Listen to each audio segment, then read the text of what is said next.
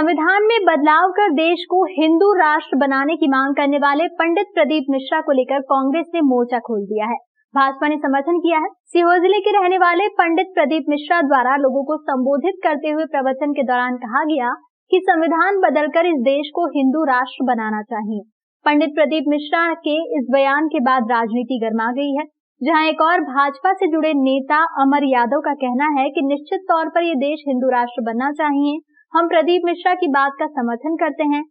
प्रदीप मिश्रा जी इस देश के, इस भारतीय संविधान के राष्ट्रीय संत हैं और उनका एक संदेश जो अभी जन के पास जा रहा है कि भारत को हिंदू राष्ट्र बनाना चाहिए, वो कि बिल्कुल उसके समर्थन में हम लोग भी, कि भारत एक हिंदुस्तान जो शब्द है उसमें शब्द में ही हिंदू लिखा हुआ है। हम ऐसा नहीं कहते कि हिंदुस्तान है तो यहाँ अन्य वर्ग के लोग नहीं रह सकते हैं, ऐसा कुछ विषय है, लेकिन हिंदुस्तान को हिंदू राष्ट्र बनाना चाहिए और मैं उस व्यक्ति और उस सभी लोगों के समर्थन में खड़ा हूँ। वहीं कांग्रेस ने प्रदीप मिश्रा के खिलाफ मोर्चा खोल दिया है।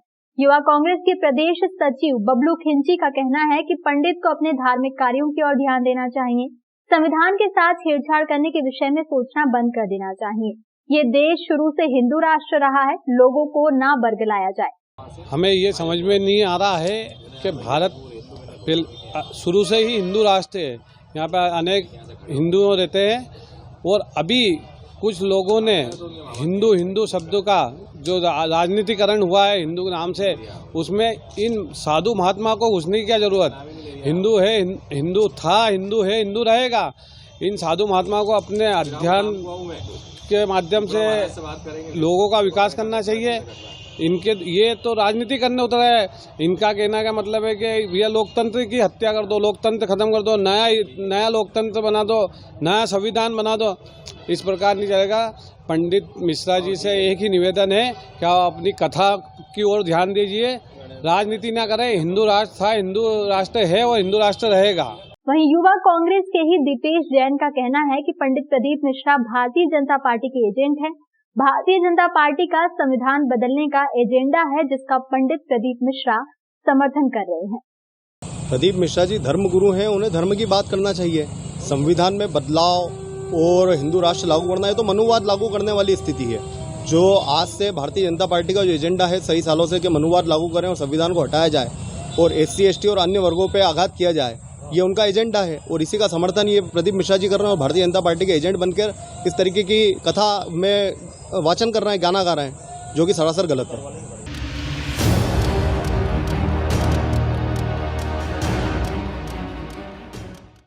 संजय नगर निवासी युवक ने शराब पीकर हंगामा कर घर में फांसी लगाकर आत्महत्या की। उज्जैन के थाना चिमनगंज मंडी क्षेत्र में सोमवार को आत्महत्या का एक मामला सामने आया। मृतक का नाम सौरभ बताया जा रहा है। परिजनों ने जानकारी देते हुए बताया कि रात्रि के समय सौरभ ने शराब पीकर हंगामा किया था। उसे समझाकर घर पर सुला दिया गया था। सुबह जब देखा तो वो घर में फांसी के फंदे पर लटका मिला। पुलिस को सूचना दी गई। सोमवार को जिला चिकित्सालय में शव का पोस्टमार्टम करवाया गया। मामले में पुलिस ने मर्ग कायम कर जांच शुरू कर दी है। परिजनों ने बताया कि पूर्व में भी सौरभ कई बार शराब पीकर हंगामा करता रहा है।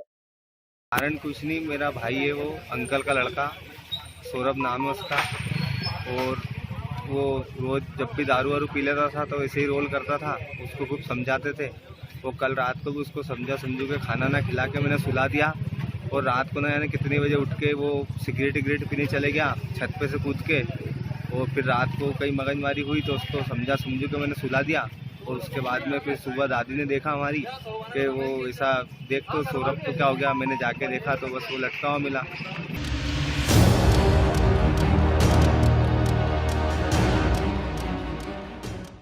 डेयरी संचालक के पुत्र ने जहर खाकर की आत्महत्या। श्रीगंज स्थित एक डेयरी संचालक के पुत्र ने जहर खाकर आत्महत्या कर ली है। ये युवक कार लेकर साइंस कॉलेज परिसर के पास पहुंचा। यहाँ उसने अपनी कार खड़ी की और यहीं जहर गटक लिया। देर रात कार में लाश पड़ी होने की सूचना के बाद पुलिस मौके पर पहुंची और शव को जब्त कर उसे पोस्टमार्टम के लिए भिजवाया। आत्महत्या करने वाले युवक का नाम कमलेश पिता वासुदेव कलवानी, उम्र 34 साल बताई जा रही है। कमलेश के पिता वासुदेव कलवानी श्रीगंज में अमर सिंह मार्ग पर साईनाथ डेयरी का संचालन करते थे। ये डेयरी अब बंद हो चुकी है। कमलेश भी कोई काम धंधा नहीं कर रहा था। उसका एक पुत्र है। माधोनगर TI मनीष लोधा के मुताबिक कार से जहर का पाउच बरामद किया गया है। कमलेश ने आत्महत्या किन वजहों से की है, ये फिलहाल साफ नहीं है। राहुल ने थाना आकर सूचना दिया कि कमलेश पिता वासुदेव कलवानी उम्र 36 वर्ष निवासी अमर सिंह मार्ग फ्रीगंज ने सल्फास पाउडर खा लिया है और उसकी बॉडी कोठी रोड उसकी कार में ही है। सूचना पर मर्ग कायम किया गया है और मृतक का पीएम भी कराया जा रहा है। अभी मृतक की मृत्यु का कारण पता नहीं चल पाया है, किस कारण से खाई है उसने सल्फास, जांच की जा रही है।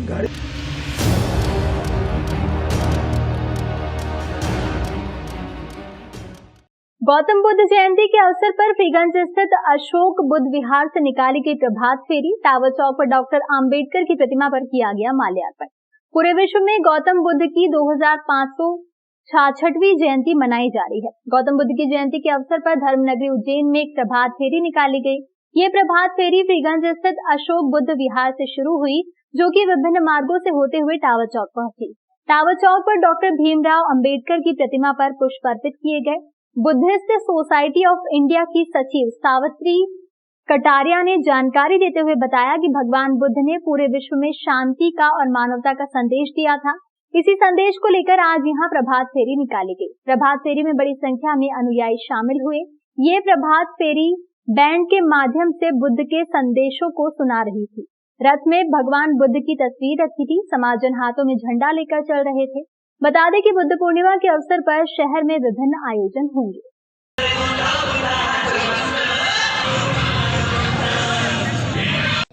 आज क्या है, बुद्ध पूर्णिमा है, तो जिन्होंने विश्व में शांति का संदेश दिया और ये सिर्फ यहाँ ही नहीं पूरे विश्व में मनाया जाता है। और क्योंकि बुद्ध धर्म के बगैर दुनिया हमेशा ही अधूरी रहेगी। जिस तरह से पहले ज़माने में बहुत सारे युद्ध वगैरह हुआ करते थे, तो बुद्ध ने सबको शांति का पाठ पढ़ाया, मानवता का पाठ पढ़ाया। क्योंकि अगर मानवता नहीं होगी तो देश में हमेशा अराजकता बनी रहेगी। इसलिए क्या है, आज सभी लोग बड़े हर्ष और उल्लास से बुद्ध पूर्णिमा का पर्व मना रहे हैं। रविवार रात छोटी ग्वालटोली क्षेत्र की एक होटल के कमरे में युवक की लाश मिलने की सनसनीखेज वारदात सामने आई है। युवक भोपाल का रहने वाला था और एक दिन पहले ही होटल में आकर रुका था। पुलिस ने शव को पोस्टमार्टम के लिए एमवाई अस्पताल भिजवाकर जांच पड़ताल शुरू कर दी है। घटना छोटी ग्वालटोली थाना क्षेत्र के होटल अशोका की है।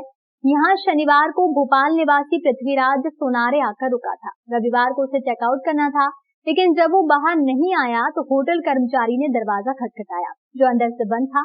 खिड़की से देखने पर पृथ्वीराज पलंग पर पड़ा दिखा। तब पुलिस को सूचना दी गई। मृतक के पास से शराब की बोतल भी मिली है। संभावना है कि अधिक शराब पीने से मौत हुई होगी। मौके पर पहुंची पुलिस ने शव को एमवाई अस्पताल भिजवाकर जांच पड़ताल शुरू कर दी है। पृथ्वीराज की मौत कैसे हुई, इसके कारणों का खुलासा पोस्टमार्टम रिपोर्ट आने के बाद ही होगा। कल शाम को एक पृथ्वीराज करके भोपाल से आए थे।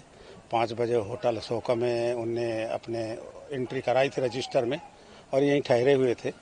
फिर आज वो शाम को बोला था कि चेकअप में जाऊंगा, तो वहाँ का मैनेजर जो है चेकआउट करने के लिए गया तो वहाँ दरवाज़ा नहीं खोला तो फिर पीछे खिड़की थी, खिड़की से झांक के देखा तो मृतक जो है पलंग में लेटा हुआ था मृत अवस्था में। फिर दरवाज़ा बंद था, पीछे से खिड़की थी, उससे घुस के फिर दरवाज़ा खोला तो और मृतक पड़ा हुआ मिला है। शराब की बाटल भी रखी हुई है, गिलास में पानी वगैरह भी भरा है, दाल सब्जी भी रखी हुई है। ऐसा लगता है सुसाइड है, ज़्यादा दारू वगैरह पी ली, इसके कारण जो है जहरीला पदार्थ अभी नहीं बता सकते हैं कि क्या है क्या नहीं। कल ऑफिशियल पार्टी आएगी, वो जांच करेगी, वो जांच का विषय है।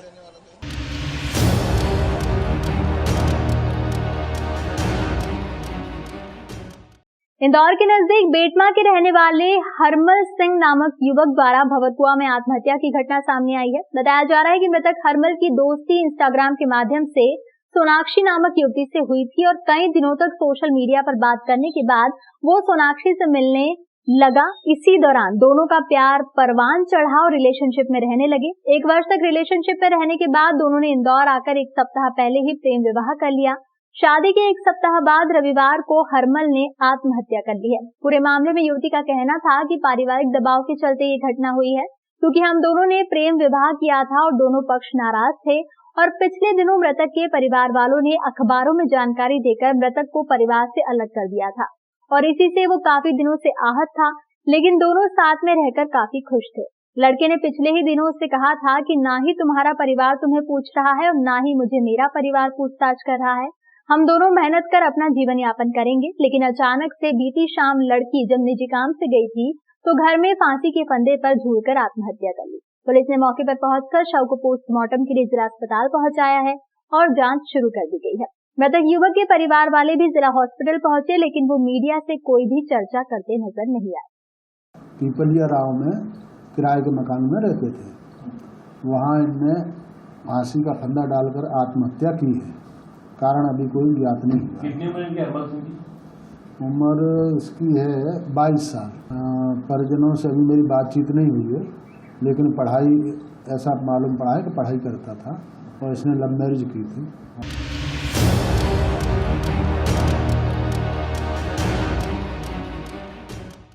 मई महीने की शुरुआत के साथ ही सख्त हुए सूरज के तेवर कम होने का नाम नहीं ले रहे हैं। हालांकि इंदौर के मौसम ने कुछ राहत जरूर पहुंचाई है, लेकिन प्रदेश के कई जिलों में तीव्र लू और लू की संभावना लगातार बनी हुई है, जिसमें मौसम विभाग ने लोगों के सिर को ढकने और सूती कपड़े पहनने की अपील की है। दरअसल इंदौर के तापमान ने 45 डिग्री का आंकड़ा छू लिया है। मौसम केंद्र से मिली जानकारी के मुताबिक 24 घंटे के दौरान प्रदेश का मौसम मुख्यतः शुष्क रहा, तो वहीं खजुराहो और नौगांव में तीव्र लू चलने के साथ ही रीवा, सतना, सीधी, छिंदवाड़ा और सागर सहित कई अन्य जिलों में लू का प्रभाव रहा।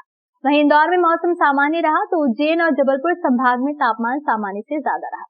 वहीं आने वाले 24 घंटे में मौसम केंद्र ने कई जिले में तेज लू और कुछ जिलों में लू चलने की संभावना जताई है। प्रदेश के कुछ जिलों की बात करें तो सर्वाधिक तापमान 47.6 दिगर, नौगांव और खजुराहो में दर्ज किया गया। मौसम विभाग ने लोगों को सूरज की सीधी किरणों से बचने, सिर ढककर रखने, पर्याप्त पानी पीने और सूती कपड़े पहनने की अपील की है।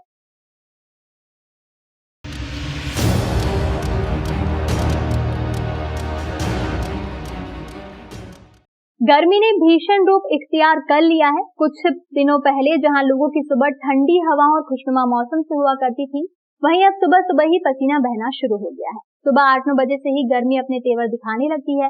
यदि हम सुसनेर नगर की बात करें तो रविवार को यहाँ अधिकतम तापमान 45 डिग्री सेल्सियस रहा, जो पिछले दिन के मुकाबले भले ही 0.7 डिग्री सेल्सियस कम था, लेकिन सूरज की चुभन में कोई कमी महसूस नहीं हो रही थी। वहीं न्यूनतम तापमान 29.4 डिग्री सेल्सियस दर्ज किया गया। मौसम विभाग की माने तो अन्य जिलों समेत आगर जिले में भी लू तो कुछ स्थानों पर तीव्र लू चलने की संभावना है। 16 और 17 मई को भी तापमान में कोई खास परिवर्तन नहीं आएगा। एक सप्ताह से गर्मी बढ़ती जा रही है। सूरज की तपन लोगों के लिए मुसीबत बन गई है। आलम यह है कि सुबह 9 बजे से शाम तक गर्मी ने जीना दुश्वार कर दिया है। 10 बजे के बाद लोगों को घर से निकलने में मुश्किल हो रही है।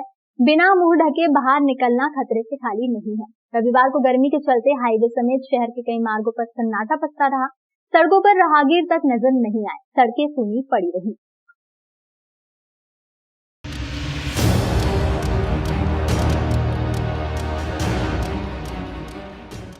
सुसनेर नगर के वार्ड क्रमांक 13 के छोटा जीन में रहने वाले युवा आशीष सोलंकी का CISF में चयन होने पर शनिवार की देर रात नगरवासियों ने डीजे के साथ जोरदार जुलूस निकालकर स्वागत किया।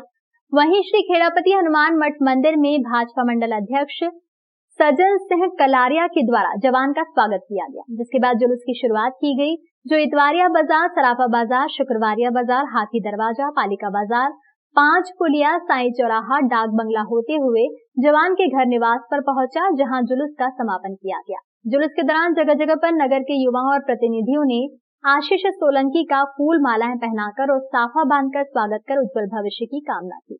आशीष सोलंकी ने बताया कि सेना में चयन होने के बाद उनकी पोस्टिंग जम्मू कश्मीर के किश्तवाड़ इलाके में की गई है। चयन होने के बाद वो पहली बार नगर में लौटे हैं। इनके लौटने पर नगरवासियों के द्वारा जुलूस निकालकर स्वागत किया गया।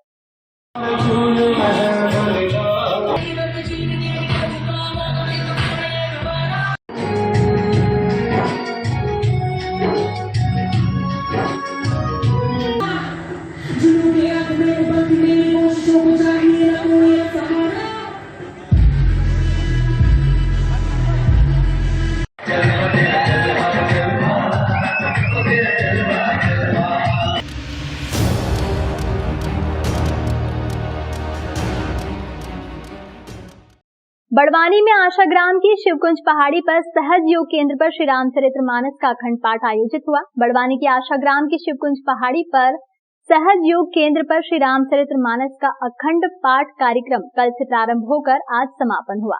विश्व हिंदू परिषद के संगठन मंत्री अतिशय जोशी ने बताया कि श्री रामचरितमानस का अखंड पाठ किया गया।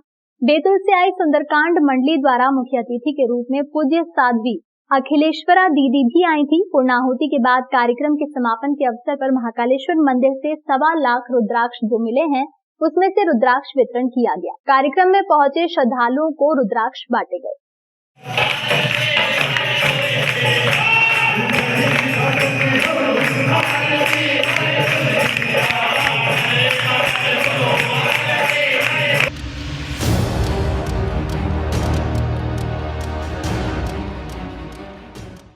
ऑटो रिक्शा में 40 किलोग्राम डोडा चूरा 3,20,000 का जब्त कर तस्कर को किया गिरफ्तार। प्लास्टिक के बोरे में डोडा चूरा भरकर राजगढ़ से ब्यावरा जा रहा था ऑटो रिक्शा क्रमांक MP39R1511। नागेश धर्मकाटा के पास रेलवे ब्रिज के नीचे चेकिंग के दौरान ऑटो को रोका तो उसमें मांगीलाल 28 साल ग्राम रामपुरिया सहित सभी व्यक्ति उतरकर भागने लगे, जिसे घेराबंदी कर पकड़ा गया।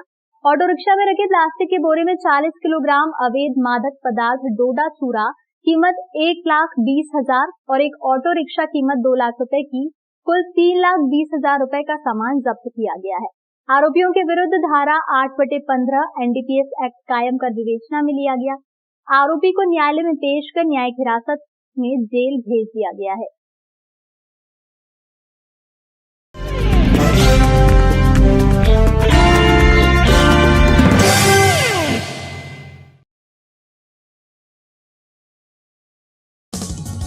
विदेश गांव शहर सब पे नजर, सबकी खबर, नया रूप है नए है रंग, सबको समेटे अपने संग।